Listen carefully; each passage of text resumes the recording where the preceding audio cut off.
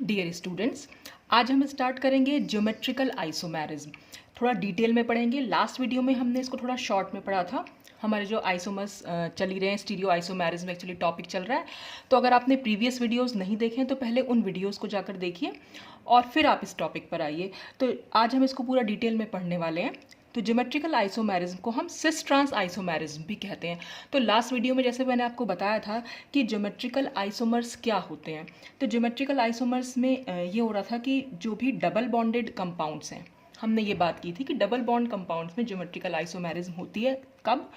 जब हमने दो ऐसे आइसोमर्स ले लिए, यानी कि दो ऐसे कंपाउंड्स ले लिए जहाँ पर डबल बॉन्ड के अराउंड जो ग्रुप्स का ओरिएंटेशन है, अगर वो दोनों कंपाउंड्स में हमें डिफरेंट देखने को दिखाई मिले, तो वो कंपाउंड्स जो हैं वो ज्योमेट्रिकल आइसोमर्स कहलाते हैं और जो वो फिनोमिनन शो करते हैं उसको हम ज्योमेट्रिकल आइसोमेरिज्म कहते हैं। जैसे फॉर एग्जांपल हमने यहाँ पर ब्यूटीन ले रखा है, 2 ब्यूटीन है ये। अब देखिए ये डबल बॉन्ड है, कार्बन कार्बन डबल बॉन्ड, दोनों कंपाउंड में कार्बन कार्बन डबल बॉन्ड है। और यहाँ पर अगर आप देखें डबल बॉन्ड के एक साइड पर CH3 ग्रुप्स हैं और यहाँ पर अगर आप देखें डबल बॉन्ड के एक साइड पर CH3 और ये ऑपोजिट साइड पर CH3, तो हम ये कह सकते हैं कि जब ओरिएंटेशन डिफरेंट हो गया, यानी कि ग्रुप्स का जो अरेंजमेंट है वो डिफरेंट हो गया, कि डबल बॉन्ड के एक साइड पर, यानी अगर हम साइड्स कैसे डिसाइड करते हैं, देखिए जब भी कभी आपको डबल बॉन्ड दिखाई दे, आपने क्या करना है, एक सिंगल लाइन वहाँ पर खींच देनी है अपने दिमाग में, ठीक है। ऐसे ही हम यहाँ पर ये कर दे रहे हैं, ये सिंगल लाइन हुई। सिंगल लाइन के अगर हम ऊपर की साइड ध्यान दें तो दोनों CH3 सिंगल लाइन के ऊपर आ रहे हैं, तो हम ये कहेंगे जो सिमिलर ग्रुप्स हैं, और दोनों CH3 हैं तो सिमिलर ग्रुप्स हैं, यानी कि एक जैसे ग्रुप्स हैं। तो डबल बॉन्ड के एक साइड पर जब सिमिलर ग्रुप्स प्रेजेंट होते हैं और दूसरे कंपाउंड में अगर हम देखें वही सिमिलर ग्रुप्स जब डबल बॉन्ड के दोनों साइड्स पर, या हम ये कह सकते हैं कि ऑपोजिट साइड्स पर, डबल बॉन्ड की ये ऊपर वाली साइड है और एक ये नीचे वाली साइड है, जब हमने लाइन खींची तो ये एक ऊपर साइड निकली और दूसरी नीचे। तो यहाँ वाले अगर कंपाउंड की बात करें तो इसमें हमें क्या दिखाई दे रहा है, इस लाइन के एक CH3 तो ऊपर बना हुआ है और एक CH3 नीचे बना हुआ है, तो हम ये कह सकते हैं कि सिमिलर ग्रुप्स यानी एक जैसे ग्रुप्स डबल बॉन्ड के ऑपोजिट साइड पर प्रेजेंट है। और अगर हम इस कंपाउंड की बात करें तो इस लाइन के ऊपर ही हैं दोनों ग्रुप्स, तो यानी कि सिमिलर ग्रुप्स डबल बॉन्ड के एक साइड पर हैं। तो जब सिमिलर ग्रुप्स डबल बॉन्ड के एक साइड पर हों और दूसरे कंपाउंड में डबल बॉन्ड के वो ऑपोजिट साइड्स पर हों, तो ऐसे कंपाउंड्स हमेशा ज्योमेट्रिकल आइसोमेरिज्म को शो करते हैं। तो ये तो हमने प्रीवियस वीडियो में डिस्कस किया ही था। अब हम देखेंगे ज्योमेट्रिकल आइसोमेरिज्म शो करने के लिए क्या क्या कंडीशंस जरूरी हैं, मतलब हम पहचानेंगे कैसे कि कौन सा कंपाउंड ज्योमेट्रिकल आइसोमेरिज्म शो कर रहा है। तो अगर वो जिन कंडीशंस को हम अभी डिस्कस करेंगे अगर वो उनको फॉलो कर रहा है तो इसका मतलब वो ज्योमेट्रिकल आइसोमेरिज्म को शो करेगा। तो सबसे पहले उस कंडीशन को समझने से पहले सबसे पहले हम कुछ कंसेप्ट्स यहाँ पर क्लियर करते हैं। जैसे सबसे पहले इसमें आता है concept of hindered rotation about a carbon carbon double bond. अब ये हिंडर्ड वर्ड का क्या मतलब है? हिंडर्ड को हम रेस्ट्रिक्टेड भी बोल देते हैं। कहीं पर आपको अगर रेस्ट्रिक्टेड रोटेशन लिखा दिखाई दे या हिंडर्ड रोटेशन दिखाई दे, इसका मतलब ये होता है, इन दोनों ही वर्ड्स का मतलब ये हुआ कि कार्बन कार्बन डबल बॉन्ड के अराउंड रोटेशन पॉसिबल नहीं है। जैसे हमने पिछली बार डिस्कस किया था कन्फॉर्मेशनल और कन्फिग्रेशनल आइसोमर्स, तो कन्फॉर्मेशनल में सिंगल बॉन्ड के अराउंड जो थी वो रोटेशन पॉसिबल थी, जबकि कन्फिग्रेशनल में ये रोटेशन पॉसिबल नहीं होती। कन्फॉर्मेशनल में रोटेशन पॉसिबल होती है और कन्फिग्रेशनल में ये रोटेशन पॉसिबल नहीं होती। तो ज्योमेट्रिकल आइसोमेरिज्म भी एक कन्फिग्रेशनल आइसोमेरिज्म का एग्जाम्पल है। ये सब हमने पिछले वीडियो में डिस्कस किया था, सबसे पहले आप वहीं पर जाकर देखिएगा, बिल्कुल डिटेल में वहाँ बताया हुआ है। तो अगर डबल बॉन्ड के अराउंड रोटेशन पॉसिबल नहीं है तो फिर वहां पर ज्योमेट्रिकल आइसोमेरिज्म पॉसिबल हो सकती है। अब डबल बॉन्ड के अराउंड यहाँ पर हमने सिर्फ ये शो किया कि रोटेशन पॉसिबल क्यों नहीं है। देखिए जैसे हम यहाँ पर ये एग्जाम्पल ले रहे हैं, अब अगर हमें इस स्ट्रक्चर को इस स्ट्रक्चर में चेंज करना हो तो ऐसे देखने में तो ऐसा लग रहा है कि क्या कर रखा है, सिर्फ इसको घुमा रखा है, यानी H ऊपर है और CH3 नीचे। भाई ये वाले बॉन्ड्स तो बिल्कुल सेम है, तो ये घुमा दिया बस, भाई H ऊपर आ गया और CH3 नीचे आएगा। ये जो घुमाना होता है, इस घुमाने को ही हम रोटेशन बोल देते हैं। तो क्या ये रोटेशन यहाँ पॉसिबल होगी? अब हम इसको देख लेते हैं। जैसे ये है, ये जो एग्जाम्पल हमने 2 ब्यूटीन का ले रखा है, मैंने ये स्ट्रक्चर इस तरह से यहाँ पर दिखा रखा है, जैसे आप यहाँ पर वीडियो में इस तरह से देख सकते हैं इसको, कि अब ये खड़ा करके दिखा दिया मैंने। सपोज मेरा जो एग्जाम्पल है वो इस तरह से, ये C, यहाँ पर CH3, ये CH3, ये H और ये H, इस तरह से है। ये कार्बन हुआ, ये कार्बन हुआ, एक ये सिंगल बॉन्ड है, दूसरा डबल बॉन्ड है। सपोज ये CH3 है तो ये भी CH3 है, और यहाँ पर ये H है तो ये H है, इस तरह से ये है। तो अब अगर मैं इसे यहाँ घुमाना चाहूँ, मुझे क्या करना पड़ेगा, इस स्ट्रक्चर को इस स्ट्रक्चर में चेंज करने के लिए, या मैं ये कहूँ कि इस CH3 को यहाँ लाना हो और इस H को यहाँ लाना हो, तो क्या करना पड़ेगा, कार्बन को इसको घुमाना पड़ेगा। लेकिन आप देख रहे हैं कि जब ये डबल बॉन्ड से अटैच है तो ये कार्बन यहाँ घूमेगा ही नहीं। आप देख सकते हैं ये घूम ही नहीं रहा है। और अगर ये घूमा तो क्या होगा, ये हम घुमा के तो ये पाई बॉन्ड जो है यहाँ पर टूट जाएगा। जो पाई बॉन्ड बहुत वीक बॉन्ड होता है, जैसे ही हम इसको घुमाएंगे ये पाई बॉन्ड यहाँ से ब्रेक हो जाता है, और ब्रेक हो गया तो हमारा तो कंपाउंड भी फिर बन नहीं पाएगा नेक्स्ट। तो इसलिए क्या होगा, यहाँ पर रोटेशन जो है वो है पॉसिबल नहीं हो पाती। अगर ये सिंगल बॉन्ड होता, खाली सिंगल एक ही बॉन्ड यहाँ पर, तब हम यहाँ इसको इजीली रोटेट करा सकते थे, जैसे कि मैंने आपको कन्फॉर्मेशनल आइसोमर्स में समझाया था। इसीलिए ये कन्फिग्रेशनल आइसोमर्स हैं, ज्योमेट्रिकल आइसोमर्स, क्योंकि ये घूम नहीं सकते हैं, रोटेशन यहाँ पर पॉसिबल नहीं होती। और रोटेशन क्यों पॉसिबल नहीं होती, क्योंकि अगर हम इसको रोटेट करने की कोशिश करेंगे तो ये पाई बॉन्ड यहाँ पर ब्रेक हो जाएगा। देखिए पाई बॉन्ड बना कैसे होता है, पाई बॉन्ड हमेशा बना होगा जो भी परपेंडिकुलर p ऑर्बिटल होंगे, इस कार्बन पर एक परपेंडिकुलर p ऑर्बिटल होगा और इस पर भी एक परपेंडिकुलर यानी लंबवत एक p ऑर्बिटल होगा, और उन दोनों p ऑर्बिटल के बीच में ओवरलैपिंग होती है, तभी तो पाई बॉन्ड बनता है। तो जैसे ही हम इसे रोटेट करेंगे वो ओवरलैपिंग तो खत्म हो जाएगी, क्योंकि p ऑर्बिटल मूव करेगा, घूमेगा। पहले p ऑर्बिटल ऐसा था, फिर हम p ऑर्बिटल को ऐसे घुमा रहे हैं, यानी कि अगर ये p ऑर्बिटल ऐसे था यहाँ पर खड़ा हुआ, तो अगर हम इसको ऐसे घुमाएंगे तो जाहिर सी बात है वो बॉन्ड तो वहाँ से ब्रेक होगा। तो जब ये ब्रेक हो रहा है, इसका मतलब हम ये कह सकते हैं कि यहाँ पर रोटेशन पॉसिबल नहीं है। तो जब भी कभी डबल बॉन्ड होता है कंपाउंड में, तो वहाँ पर रोटेशन जो होती है वो हिंडर्ड होती है, या हम कह सकते हैं रेस्ट्रिक्टेड होती है, यानी कि वहाँ पर रोटेशन पॉसिबल नहीं होती। तो ज्योमेट्रिकल आइसोमेरिज्म में ये कंडीशन होती है कि वहाँ पर हिंडर्ड रोटेशन जो है वो होनी चाहिए। ठीक है, अब दूसरा हम देखते हैं, जैसे हमने देखा स्ट्रक्चर ऑफ एल्कीन्स। अब हम स्ट्रक्चर पर भी डिपेंड करता है कि एल्कीन का यानी डबल बॉन्ड तो है कंपाउंड में, रोटेशन भी हिंडर्ड है, लेकिन सारी एल्कीन्स जो है वो ज्योमेट्रिकल आइसोमेरिज्म शो नहीं करती हैं। जैसे हमने प्रोपाइलिन का एग्जांपल लिया, प्रोपाइलिन क्या होती है, CH3 CH double bond CH2। तो यहाँ पर इस स्ट्रक्चर में अगर आप देखें, यहाँ पर इस कार्बन से दोनों ही H हैं। अगर सपोज हम इसकी दूसरी फॉर्म बनाना चाहें, हम दूसरी फॉर्म कैसे बनाएंगे, हम क्या कर रहे थे कि इन बॉन्ड को एक्सचेंज करके दिखा रहे थे, एक H को ऊपर दिखा दिया था और CH3 को नीचे। अब देखिए अगर हम यहाँ पर एक्सचेंज करेंगे, क्योंकि दोनों ही हाइड्रोजन है तो कोई फर्क तो पड़ेगा ही नहीं, और अगर हम इसको भी चेंज करें तो हमारा क्या बन जाएगा, अगर हम ऊपर H दिखाएं और नीचे CH3, ये C double bond C H और ये H, तो क्या इस स्ट्रक्चर और इस स्ट्रक्चर में कोई डिफरेंस है, यहाँ पर कहीं कोई डिफरेंस नहीं है। दोनों के दोनों स्ट्रक्चर जो है वो बिल्कुल सेम है। क्यों, कैसे पता चला, हमने वही लाइन खींची, इस लाइन के ऊपर अगर हम देखें, पहली बात तो दोनों सिमिलर ग्रुप्स ही नहीं है। चलो सिमिलर ग्रुप्स नहीं भी हैं तो हम ऑपोजिट साइड पर देखें, ऑपोजिट साइड्स पर भी हमें सिमिलर ग्रुप्स नहीं दिखाई दे रहे हैं। यहाँ पर अगर हम देखें तो ये ऑपोजिट साइड पर तो सिमिलर ग्रुप्स हैं, तो यहाँ पर भी ऑपोजिट साइड्स पर सिमिलर ग्रुप्स हैं। यहाँ पर सेम साइड पर ये भी दोनों CH और ये भी दोनों हाइड्रोजन है, तो यहाँ पर जो है ज्योमेट्रिकल आइसोमेरिज्म पॉसिबल नहीं है। ज्योमेट्रिकल आइसोमेरिज्म के लिए यानी कंडीशन क्या हुई, कंडीशन ये हुई कि geometrical isomerism occurs only when each of the carbon linked by a double bond carries to different atom और ग्रुप्स। इसका क्या मतलब हुआ कि डबल बॉन्ड से अटैच जो ये दोनों कार्बन हैं, इन कार्बन से जो ये ग्रुप्स अटैच्ड हैं, जिनको कि हम सब्स्टिट्यूएंट्स भी बोल देते हैं, जो ये ग्रुप्स अटैच्ड हैं ये दोनों डिफरेंट होने चाहिए। जैसे इस कार्बन से तो दोनों डिफरेंट थे, लेकिन इस कार्बन से दोनों के दोनों सिमिलर थे। तो जहां पर भी दोनों ही, हम दोनों कार्बन की बात करेंगे, सपोज ये कार्बन 1 है, कार्बन 2, तो कार्बन 1 पर तो दोनों ग्रुप्स जो है हमारे डिफरेंट है, लेकिन कार्बन 2 पर दोनों ग्रुप्स जो है हमारे वो सिमिलर है। इसलिए ऐसे कंपाउंड्स जिनमें किसी भी एक कार्बन एटम पर सिमिलर ग्रुप्स, अगर एक जैसे ग्रुप्स अटैच्ड हैं, तो वो कभी भी ज्योमेट्रिकल आइसोमेरिज्म शो नहीं करता।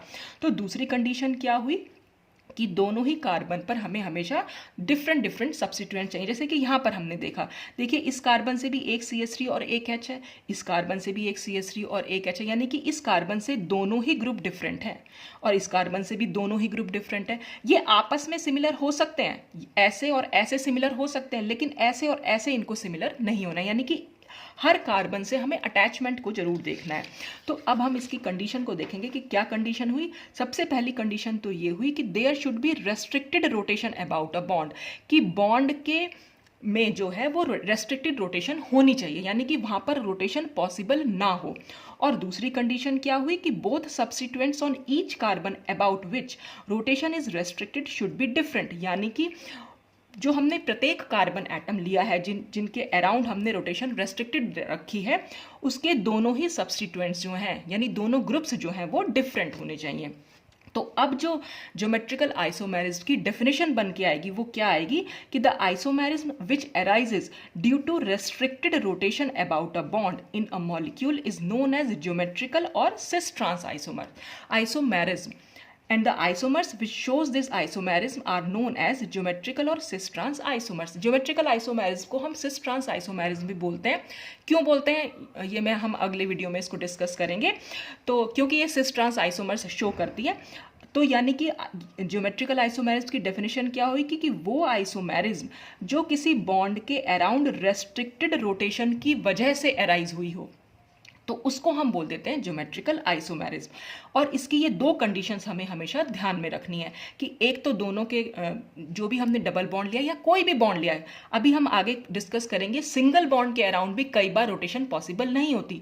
नॉर्मली मैंने आपको बताया था कि कन्फॉर्मेशनल आइसोमर्स जो बनते हैं वो सिंगल बॉन्ड के अराउंड रोटेशन पॉसिबल होती है, इसलिए बन जाते हैं। लेकिन अभी हम आगे डिस्कस करेंगे कि कई बार ऐसा भी होता है, अगर साइक्लिक स्ट्रक्चर है तो सिंगल बॉन्ड के अराउंड भी रोटेशन पॉसिबल नहीं होती। तो ज्योमेट्रिकल आइसोमेरिज्म सिंगल बॉन्ड वाले भी शो कर सकते हैं और डबल बॉन्ड वाले भी शो कर सकते हैं। बस हमें सिर्फ ये चेक करना होता है कि बस उस बॉन्ड के अराउंड रोटेशन पॉसिबल ना हो। और दूसरी कंडीशन ये हुई है कि जिन भी कार्बन के अराउंड हम वो सब्स्टिट्यूएंट्स को देख रहे हैं, जहाँ भी ज्योमेट्रिकल आइसोमेरिज्म देख रहे हैं, वहाँ पर जो दोनों कार्बन एटम्स हमने लिए हैं उन दोनों से दो डिफरेंट ग्रुप्स अटैच्ड होने चाहिए। अब हम आगे डिस्कस करते हैं कि कौन कौन से कंपाउंड्स ज्योमेट्रिकल आइसोमेरिज्म शो करते हैं। कौन कौन से कंपाउंड्स करेंगे? एक तो वही कंपाउंड जिनमें डबल बॉन्ड होगा, तो वो कौन से हो सकते हैं? देखिए, सी डबल बॉन्ड सी, यानी वो सिंपल एल्कीन्स हो सकती हैं। ठीक है, सी डबल बॉन्ड एन वाले कंपाउंड होंगे, और या एन डबल बॉन्ड एन, यानी डबल बॉन्ड जरूर हो कंपाउंड में। ठीक है, और रेस्ट्रिक्टेड रोटेशन तो होती है डबल बॉन्ड में, तो वहां पर ये कंडीशन। और दूसरे कौन से कंपाउंड्स जिनमें साइक्लिक स्ट्रक्चर हो, अब वो कौन से होंगे वो सब हम अभी इसको डिटेल में आगे बढ़ते हैं। तो सबसे पहले हम देखेंगे कंपाउंड्स हैविंग डबल बॉन्ड्स, जिन भी कंपाउंड्स में डबल बॉन्ड जो है हमें वो दिखाई दे। तो कंपाउंड्स कौन से? सबसे पहले हमने एल्कीन, जैसे हमने 2-ब्यूटीन के बारे में बात की थी, तो यहाँ पर हम इसको लिख सकते हैं, जैसे ये जो यहाँ बीच में छूटा हुआ है CH3, ये भी हो जाएगा CH, इसको हम यहाँ CH लिख सकते हैं, तो ये 2-ब्यूटीन हो गया।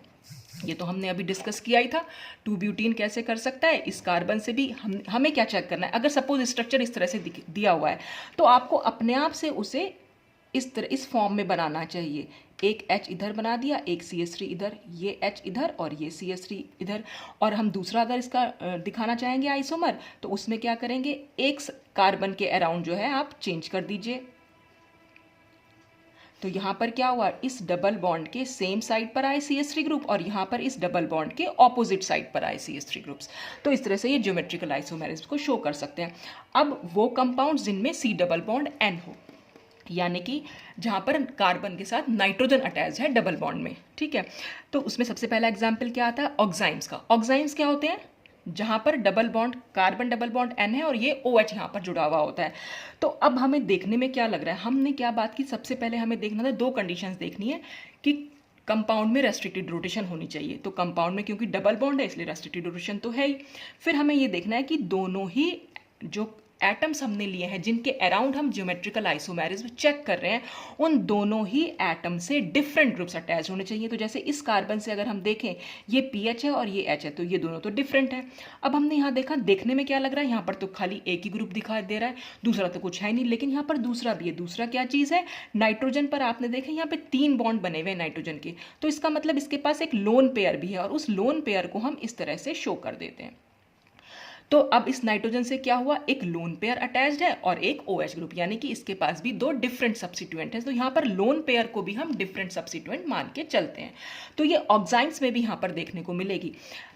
ये हमने सिर्फ एक ही फॉर्म बनाई हुई है। अगर हमें इसकी दूसरी फॉर्म बनानी, ये कंपाउंड की अगर हमें दूसरी फॉर्म बनानी है तो हम क्या कर सकते हैं, या तो इसको H को ऊपर लिख दो, PH को नीचे, और इसको सेम रखो, या फिर आप इसको सेम रखो, लोन पेयर को ऊपर लिख दो और OH को नीचे लिख दो। तो इस तरह से हम इसको डिफरेंट उसमें शो कर सकते हैं।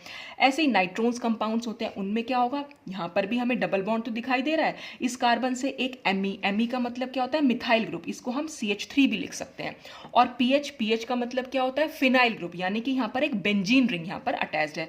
तो एक तो हो गया मिथाइल ग्रुप और एक हो गई बेंजीन रिंग, तो दोनों ही डिफरेंट हुए।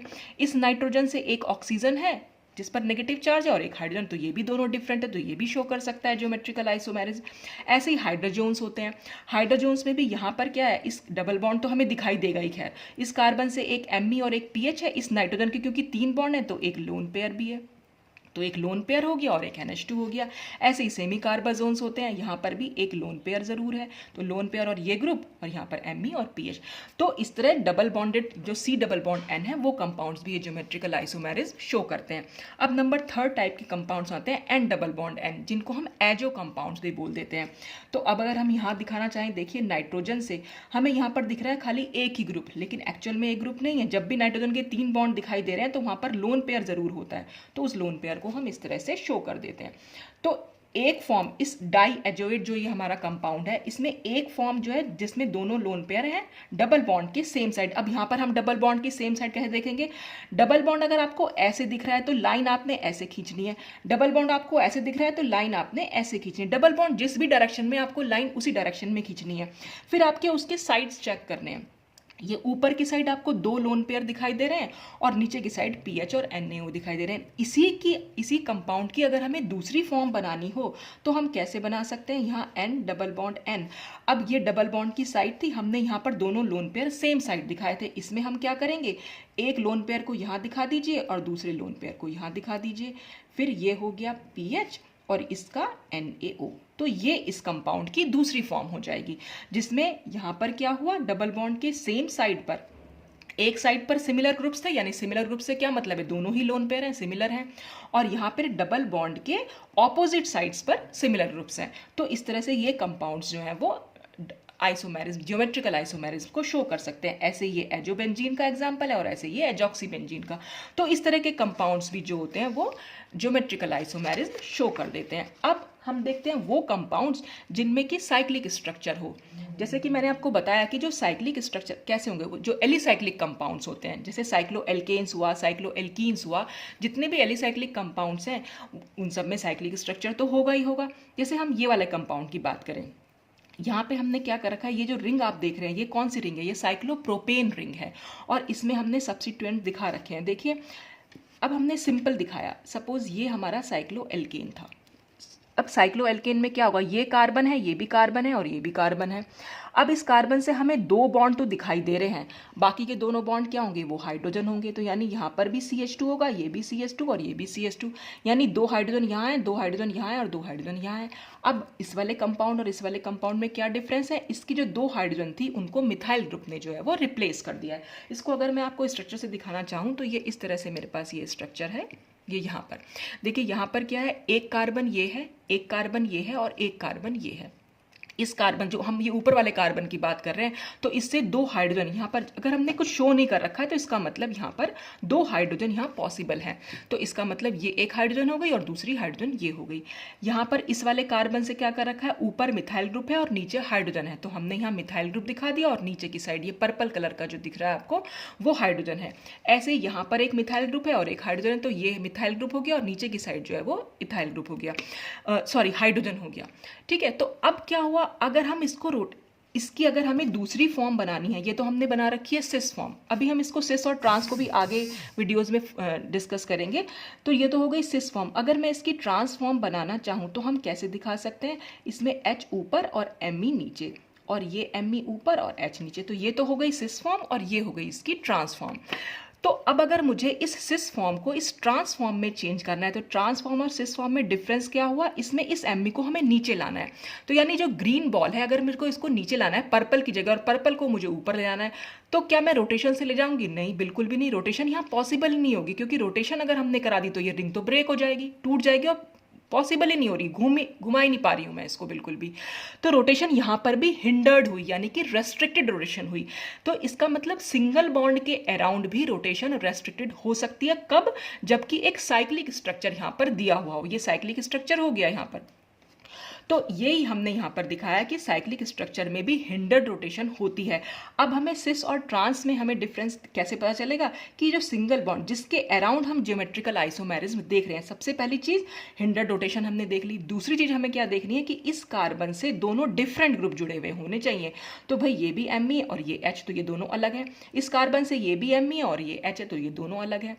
तो ये, और क्योंकि इस सिंगल बॉन्ड के जो हमारा ये लाइन जा रही है, इस लाइन से ऊपर की साइड दोनों मिथाइल ग्रुप है, और यहाँ पर अगर हम देखें इस लाइन से एक ऊपर है और एक नीचे है, यानी कि हम कह सकते हैं इस सिंगल बॉन्ड के ऑपोजिट साइड्स पर सिमिलर ग्रुप्स हैं और इस सिंगल लाइन के बॉन्ड के सिमिलर साइड्स पर सिमिलर ग्रुप्स हैं। तो ये सिस फॉर्म हुई और ये ट्रांसफॉर्म हो गई। तो अब ये वाले कंपाउंड्स भी इस तरह से जो ज्योमेट्रिकल आइसोमेरिज्म शो कर सकते हैं। अब अगर कोई पूछे क्या ये कार्बन और ये कार्बन भी आइसोमेरिज्म शो कर रहे हैं ज्योमेट्रिकल, तो नहीं शो कर सकते। क्यों? क्योंकि हाँ ठीक है, पहली कंडीशन तो यहाँ फॉलो हो रही है कि भाई सिंगल बॉन्ड है और यहाँ पर साइक्लिक स्ट्रक्चर है, इसलिए रेस्ट्रिक्शन तो जो रोटेशन है वो तो रेस्ट्रिक्टेड है। लेकिन इस कार्बन से अगर हम देखें दोनों ही हाइड्रोजन प्रेजेंट है, यानी कि दोनों के दोनों सिमिलर ग्रुप्स हैं। तो सिमिलर ग्रुप्स जब भी कभी होंगे वो तो कभी भी आइसोमेरिज्म को शो नहीं कर पाएंगे। तो ये कार्बन और ये कार्बन कभी भी ज्योमेट्रिकल आइसोमेरिज्म शो नहीं करेंगे, और ये कार्बन भी शो नहीं कर सकते। लेकिन ये वाला कार्बन और ये कार्बन दोनों आपस में ज्योमेट्रिकल आइसोमेरिज्म शो कर सकते हैं। अच्छा, जैसे हम नेक्स्ट कंपाउंड में देखें तो ज़रूरी नहीं है हमेशा साइक्लिक कंपाउंड में, ये ज़रूरी नहीं होता कि हमेशा पास पास वाले कार्बन एटम में आपको ज्योमेट्रिकल आइसोमेरिज्म देखने को मिले। ये अगर हम कार्बन नंबर 1 और ये कार्बन नंबर 2 कर दें तो यहाँ पर 1 2 जो है कार्बन वो शो कर रहे हैं ज्योमेट्रिकल आइसोमेरिज्म। अगर हम यहाँ देखें, अगर मैं इसको 1 नंबर दूँ, ये 2 नंबर और ये 3 नंबर, तो आप देख रहे हैं ये 1 नंबर और 3 नंबर कार्बन जो है वो ज्योमेट्रिकल आइसोमेरिज्म को शो कर रहे हैं, क्योंकि वहाँ पर हमें दो डिफरेंट ग्रुप देखने को मिल रहे हैं। यहाँ पर क्या, अगर मैं इस कार्बन की बात करूँ, ये भी एक H है, ये भी एक H है, इस कार्बन पे भी एक H, यहाँ पर भी एक H, ये भी एक H और ये भी एक H। तो अगर कोई बोले कि 1 और 2 कार्बन यहाँ पर शो करेंगे क्या ज्योमेट्रिकल आइसोमेरिज्म, तो नहीं शो करेंगे, क्योंकि इस कार्बन से दोनों ही सिमिलर ग्रुप्स अटैच्ड हैं। तो यहाँ पर ये 1 3 कार्बन जो है वो रिलेशन, ये जो ज्योमेट्रिकल आइसोमेरिज्म शो कर रहे हैं। और यहाँ पर क्या है, ये 1 कार्बन, ये 2, ये 3 और ये 4। अब यहाँ पर देख सकते हैं आप 1 और 4 कार्बन ज्योमेट्रिकल आइसोमेरिज्म शो कर रहे हैं। कैसे शो कर रहे हैं? देखिए, पहली बात तो यही होगी कि 1 से भी दोनों डिफरेंट ग्रुप्स हैं और इस 4 से भी दोनों के दोनों डिफरेंट ग्रुप है, और रेस्ट्रिक्टेड रोटेशन तो है ही क्योंकि यहाँ पर साइक्लिक स्ट्रक्चर है। अब ये कौन सी फॉर्म कहलाएगी भाई? फिर से हमने क्या करा भाई, जो दोनों कार्बन एटम्स, जिन भी कार्बन एटम्स के बीच में आपको आइसोमेरिज्म शो करनी है, बस आपने उस कार्बन एटम को वहीं पे लाइन खींचिए। अब यहाँ पर एक H ऊपर है और एक H नीचे की साइड है, तो इसका मतलब ये इस लाइन के ऑपोजिट साइड्स पर हैं। अगर आपको इसी स्ट्रक्चर का, ये तो ट्रांसफॉर्म बनी, अगर आपको इसी स्ट्रक्चर का सिस फॉर्म बनाना हो तो आप कैसे बना देंगे? यहाँ पर एक H दिखा दीजिए, इस Cl को दिखा दीजिए, ये H और ये Me, ये हो गई, दोनों हाइड्रोजन सेम साइड पर आ गए दोनों कार्बन के। तो इस तरह से हम सिस, और या फिर आप इसको भी चेंज कर सकते हैं, Me को ऊपर ले जाइए, H को नीचे ले जाइए, तो दोनों H नीचे आ जाएंगे, तो सिमिलर साइड पर आ जाएंगे। यहाँ पर ये ऑपोजिट साइड्स पर हैं, जो दूसरा स्ट्रक्चर बनाएंगे वो सिमिलर साइड पर आएगा। तो इस तरह से साइक्लोएल्केन्स जो है वो कम ज्योमेट्रिकल आइसोमेरिज्म को शो करते हैं। अब साइक्लोएल्कीन्स क्या होंगी? आपने एक डबल बॉन्ड दिखाना है साइक्लिक स्ट्रक्चर के अंदर, जैसे कि ये साइक्लोहेक्सीन है। तो इसमें यहाँ पर एक बात बताई गई है कि in cycloalkenes from cyclopropene to cycloheptene only the cis form is possible, यानी कि साइक्लोप्रोपीन से लेके साइक्लोहेप्टीन तक सिर्फ यहाँ पर सिस फॉर्म पॉसिबल होती है, ट्रांसफॉर्म पॉसिबल ही नहीं होती। तो जहाँ पर ट्रांसफॉर्म पॉसिबल ही नहीं है तो इसका मतलब वहाँ ज्योमेट्रिकल आइसोमेरिज्म हो ही नहीं सकती, क्योंकि ज्योमेट्रिकल आइसोमेरिज्म के लिए ज़रूरी है कि दो फॉर्म्स होनी चाहिए कंपाउंड में, यानी कि दो डिफरेंट कंपाउंड्स होने चाहिए।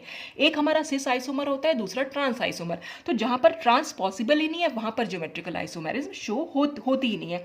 तो इसीलिए यहाँ पर लिखा गया है, so up to cycloheptene cycloalkenes do not show geometrical isomerism. तो यानी साइक्लोहेप्टीन तक, हेप्टीन का मतलब क्या हुआ, 7 कार्बन एटम, तो 7 कार्बन एटम के साइक्लिक स्ट्रक्चर तक कहीं कोई भी कंपाउंड ज्योमेट्रिकल आइसोमेरिज्म को शो नहीं करता। क्यों नहीं करता, उसका रीजन यहाँ आगे बताया गया। जैसे साइक्लोहेक्सीन देखें जहां पर 6 कार्बन एटम है। देखिए ये हो गई सिस फॉर्म। सिस फॉर्म कैसे हो गई, क्योंकि दोनों हाइड्रोजन डबल बॉन्ड के सिमिलर साइड हैं। भाई डबल बॉन्ड को हमने फिर से, भाई डबल बॉन्ड जहां भी दिखाई दे रहा है आपने एक लाइन खींची, लाइन के ऊपर की साइड ही दोनों हाइड्रोजन पॉसिबल है, दिखाई दे रहे हैं, सिमिलर ग्रुप्स हैं और एक साइड पर हैं, तो इसलिए ये सिस फॉर्म हो गई। अगर हम इसकी ट्रांसफॉर्म बनाना चाहें तो हम कैसे बनाएंगे, सबसे पहले हम क्या करेंगे, ये डबल बॉन्ड लिया, एक साइड हमने H लगाया और दूसरी साइड H लगाया, डबल बॉन्ड के ऑपोजिट साइड्स पर हमें H लगाना है। सपोज ये नंबर 1 कार्बन था, ये नंबर 2। अब हम 1 कार्बन से चले, 1 कार्बन से यहाँ पर 6 एटम जुड़ा हुआ है, 6 एटम से फिर 5 जुड़ा हुआ है, 5 से फिर 4 जुड़ा हुआ है, 4 से फिर 3 जुड़ा हुआ है और 3 से 2 जुड़ा हुआ है। तो आप देख रहे हैं अगर मैं नंबर डाल दूं यहाँ 6, 5, 4 और ये 3, तो 3 को कहाँ जाके जुड़ना है, यहाँ की इधर की साइड, क्योंकि इधर की साइड तो H जुड़ा हुआ है। हमें तो ट्रांसफॉर्म दिखानी इधर जुड़ने के लिए यहाँ पर डिस्टेंस क्योंकि बहुत ज़्यादा है, ये जो चेन है ये चेन बहुत छोटी है, ये यहाँ तक पहुँच ही नहीं पाएगी। तो क्योंकि ये चेन यहाँ तक पहुँच ही नहीं पा रही है इसलिए यहाँ पर ट्रांसफॉर्म जो है पॉसिबल ही नहीं है। लेकिन अगर इसमें ज़्यादा कार्बन एटम होते, सपोज इसमें और कार्बन एटम होते, सपोज जहाँ जो यहाँ जाकर बना सकते होते, तब तो फिर यहाँ पर ट्रांसफॉर्म पॉसिबल हो जाती। इसलिए 7 कार्बन एटम की चेन जहां पर भी हो रही है या साइक्लिक स्ट्रक्चर है वहां पर ज्योमेट्रिकल आइसोमेरिज्म पॉसिबल नहीं है, क्योंकि वो एटम्स यहां तक पहुंच ही नहीं पाते हैं। वो जो कार्बन चेन बचती है, देखिए यहां पर क्या है, डबल बॉन्ड से जो कार्बन अटैच है उसके अलावा अगर हम देखें 1 2 3 4 सिर्फ 4 कार्बन की चेन है, तो वो 4 कार्बन की चेन इसके ऑपोजिट साइड जो है पहुंच नहीं पा रही है। ये हमने यहाँ पर लिखा हुआ भी है, transform is not possible because the chain with 4 sp3 hybrid carbon, ये सारे के सारे sp3 हाइब्रिड कार्बन है, ये दोनों sp2 हाइब्रिड कार्बन है, is not long enough to link C1 and C2। C1 और C2 को जोड़ने के लिए ये चारों कार्बन एटम जो है की जो चेन है वो बहुत लंबी नहीं है, इसलिए जुड़ नहीं पा रहे हैं। लेकिन हेप्टीन से आगे अगर हम चलें, 8 कार्बन एटम की चेन हो, 9 कार्बन हो, 10 हो, 11 हो, वहां पर सब जगह आपको ट्रांसफॉर्म देखने को मिल जाएगी, क्योंकि वहां पर कार्बन चेन जो है काफी लंबी बन जाती है और वो उसके डबल बॉन्ड के ऑपोजिट साइड्स जो है वो पहुंच जाती है। तो इस ट्रांसफॉर्म को हम, इसकी ट्रांसफॉर्म को दिखाना चाहें तो हम इस तरह से दिखा सकते हैं कि ये डबल बॉन्ड लिया, एक हाइड्रोजन इधर दिखाया, दूसरा हाइड्रोजन इधर दिखाया, ये यहाँ पर कार्बन और ये जुड़ा हुआ है 4 से और ये 3 से। कैसे बनाते हैं इसको मैं अभी आपको आगे समझाऊंगी, पर हम सिर्फ ये समझ रहे थे कि साइक्लोहेक्सीन में ट्रांसफॉर्म जो है वो पॉसिबल नहीं है। अब देखते हैं साइक्लोऑक्टीन, यानी 7 कार्बन से ज़्यादा क्या हुआ, 8 कार्बन। 8 कार्बन में ट्रांसफॉर्म पॉसिबल होती है, कैसे कि वही, क्योंकि चेन जो है वो लंबी हो जाती है, चेन जब लंबी हो जाती है तो वो ऑपोजिट साइड पर पहुंच जाती है, तो ऑपोजिट साइड पर पहुंचेगी इसलिए ट्रांसफॉर्म वहाँ पॉसिबल होती है। तो इसकी अगर हम ट्रांसफॉर्म दिखाना चाहें तो बनाने का देखिए क्या तरीका होता है। आपने सबसे पहला काम क्या करना है, डबल बॉन्ड को बना लिया, क्योंकि ये तो सिस फॉर्म थी, दोनों H सिमिलर साइड दिखाई दे रहे थे, हमें दोनों H को ऑपोजिट साइड दिखाना है डबल बॉन्ड के, ठीक है। तो ये दोनों कार्बन को तो छोड़ दीजिए, इस पे तो हमने जिस पे H दिखा दिया वो हमने यहाँ पर शो कर दिए। अब कितने कार्बन बचे, ये 1 2 3 4 5 और ये रहा 6, 6, कुल 8 कार्बन तो थे, 8 में से हमने 2 कार्बन तो यहाँ बना दिए, बाकी कितने बचे, 6 कार्बन। 6 कार्बन के लिए आपको क्या करना है, 3-3 कार्बन में मतलब आपको हाफ कर देना है, 6 कार्बन का हाफ लिया, 3 कार्बन, 3 कार्बन डबल बॉन्ड के एक साइड दिखाने और 3 कार्बन डबल बॉन्ड के ऑपोजिट साइड। कैसे चल रहे हैं देखिए, ये तो एक कार्बन था, यहाँ पे हमने एक कार्बन बनाया, ये दूसरा कार्बन बनाया और ये तीसरा कार्बन, ठीक है। ऐसे ही हम यहाँ चलेंगे, क्योंकि ये H तो हम बना चुके, अब हमें ये वाला H इधर की साइड हमें कार्बन बनाने होंगे, एक तरफ H बनाना है, दूसरी तरफ कार्बन चेन बनानी है। तो जब यहाँ H बन गया तो इसका कार्बन चेन यहाँ बनेगी, एक कार्बन ये बना, दूसरा कार्बन ये बना और तीसरा कार्बन ये बन गया। तो कुल मिलाकर आप देखिए कार्बन कितने हो गए, 1 और 2 तो पहले से ही हैं यहाँ पर जो हमने डबल बॉन्ड से दिखा दिए, तीसरा कार्बन ये, चौथा ये, पांचवा ये, छठा ये, सातवां ये, आठवां ये, तो कुल मिलाकर 8 ही कार्बन थे। और फिर हमें क्या करना है, जहाँ ये चेन छूट गई बस वहाँ उन दोनों को ज्वाइन कर देना है, बस ये ज्वाइन कर दिया तो देख लीजिए ये स्ट्रक्चर और ये स्ट्रक्चर बिल्कुल सेम है। और ठीक ऐसे ही हमने साइक्लोहेक्सीन का भी ट्रांसफॉर्म दिखाने की कोशिश की थी, पर वहाँ पर हेक्सेन की होती नहीं है पॉसिबल, इसलिए वहाँ आपको दिखाने की ज़रूरत नहीं है। लेकिन साइक्लोऑक्टेन ऑक्टेन क्योंकि बहुत ही इंपॉर्टेंट स्ट्रक्चर है, आपको आगे भी आपको बनाना पड़ेगा ट्रांसफॉर्म, तो ट्रांसफॉर्म बनाने का जो तरीका है वो आप यहाँ इस तरह से बना सकते हैं कि सिस फॉर्म में तो आपको बनाने में कोई प्रॉब्लम नहीं है, आपको सिंपल सिंपल साइक्लिक स्ट्रक्चर बनाना है, लेकिन ट्रांसफॉर्म बनाने में कई बार प्रॉब्लम आती है। तो सबसे पहला काम है डबल बॉन्ड के ऑपोजिट साइड्स पर आपने हाइड्रोजन बनाए और फिर जितने कार्बन बचे उनको हाफ हाफ डिवाइड कर लिया, आधे कार्बन ऊपर बनाए आधे कार्बन नीचे बनाए और बाकी के फिर जो बचे हुए कार्बन थे उनको आपस में ऐड कर दिया। तो यहाँ पर क्या है, ये हमने दिखाया हुआ है कि ये साइक्लोप्रोपीन, साइक्लोब्यूटीन, साइक्लोपेंटीन, साइक्लोहेक्सीन और साइक्लोहेप्टीन, ये जो कंपाउंड्स हैं यानी साइक्लोप्रोपीन से लेके साइक्लोहेप्टीन तक, यानी कि 3 कार्बन से लेके 7 कार्बन के साइक्लिक मेंबर्स जो होते हैं वो कभी भी ज्योमेट्रिकल आइसोमेरिज्म को शो नहीं कर पाते। क्यों? क्योंकि उनके पास इतनी लंबी चेन नहीं होती कि वो डबल बॉन्ड के ऑपोजिट साइड जो है वो जा सके, तो इसलिए ये कंपाउंड्स हैं ज्योमेट्रिकल आइसोमेरिज्म शो नहीं कर पाते। तो आज के वीडियो के लिए बस इतना ही। अभी ज्योमेट्रिकल आइसोमेरिज्म को अभी हमें और डिटेल में और भी बहुत कुछ पढ़ना है, तो हम नेक्स्ट वीडियो में इसको डिस्कस करेंगे। Thanks for watching.